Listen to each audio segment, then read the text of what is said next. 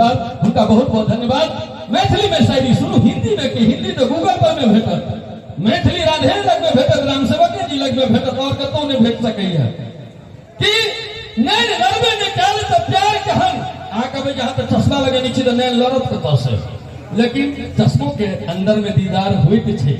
नैन लड़बे ने काल तो प्यार कहन, बात बनबे ने काल तो विचार कहन, आ जकरा लेल हाथ में मेहंदी रचेलो वो तकबे ने कलक तो श्रृंगार कहन, वो तकबे ने कलक तो श्रृंगार कहन। तो जो मंच पर कलाकार छी और दर्शक के अपना दिश नहीं खींच कर अनलो तो बुझियो जे अहाँ कलाकार ने बेकार छी। हाँ, हम ही कहै छियै कि हम कारीगर छी, अपना अल्फाज से महफिल के सजबैत छी, ककरो कलाकार तो ककरो बेकार लगैत छी, लेकिन लोग तो आइ काल्हि लोग पे गर्दन छोपि के घर में रहते। हम सच बजलहुँ तो गुनहगार भ जाइत छी, हम सच बजलहुँ तो गुनहगार भ जाइत छी। यह छै एखन हकीकत बाबू।